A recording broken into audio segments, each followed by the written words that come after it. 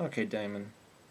Well, thank you for making a video response and not crediting me at all with maybe changing your view and admitting that yes, you were really out of it when you were completely neglecting the life, the misery, and such prior to the death. When you were saying, going off on this huge screaming tangent, um, saying, "Oh, do you really think the fates are any more grisly in the nature?" So, and instead of doing that, you decided to send me a video response where you were high. Uh, Thank you. Right, because of this, you brought up some. Well, it's hard to say where you dragged this stuff up from, but you ended up just after you took the drag, saying we incarcerate our own, which kind of came out of nowhere. But yeah, that's a shame. I do feel much sympathy for the criminals because I believe their actions aren't of their free will. People do things for a reason. Um, and there's a suffering, most likely, a suffering conscience and someone in anguish there.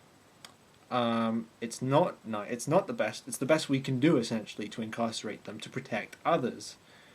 If it was that easy, and it can be done, but it's not easy. Psychology is one complicated subject, and trying to get someone to abide by how you want them to behave is even more difficult. But it's sort of, and I'm certainly not in favor of just incarcerating people, cutting them off from society, and giving up on them. By the way, but I do believe they have to be ejected to an extent to protect those that they are a danger to. It's not good. We're doing the best we can with a shitty situation. Because I wouldn't say they deserve it. But anyway, there is a need in that. There is, in order to protect the rest of the society around them that they're a danger to, they need to be locked up away from them. This is not the same as needing to murder animals for their meat, which you claim we need the proteins for. Sorry, bullshit.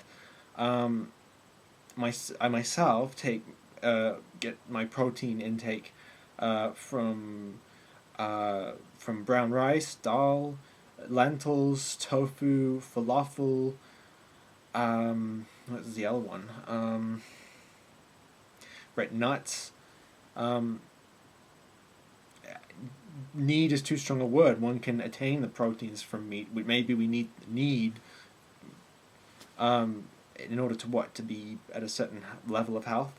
Well, anyway, we might need proteins, but there are other ways of sourcing them. You don't have to get them from meat, and those other ways don't tend to come with a correlation between heart disease and colon and other cancers. Again, you bring up somewhat irrelevantly, well, not irrelevantly, but randomly, you bring up the killing of one's pet. If it was needed, again, that's for your survival. If you must do such an act, it's justifiable. It's not particularly nice because, as we both attest, this is nature is shit, isn't it? If we have to fucking kill sentient things to just keep living, it really is crap. But right, to kill something if you're gonna die otherwise is justifiable. We don't need the meat, the animals which we're torturing, because there are other sources of food, much of which we waste trying to subsidize this fucking meat. Um, I believe the statistics was, 4.8. Oh, fuck, I need to look this up. Yeah, okay, I was right. It was 4.8 pounds of grain to produce 1 pound of beef. So again, it's, as you even said, it's not comparable. um, so yeah, why did you bring that up? Um, Again, it's not actually needed right now. Other alternative vegetarian and veganism foods are out there. So the fact that it's morally justifiable to kill when you need it doesn't mean it's justifiable to be doing this. Fuck me. Doesn't mean that it's justifiable to be torturing 56 billion animals a year now when it's not required, and in actual fact it takes up shitloads of grain and water. Just on another note, while you insist you're fine with it, on 2 occasions you didn't even own up fully to what you're contributing to. Roughly, I don't have the exact quote, but the words were like, I eat meat, and that might lead to an animal suffering.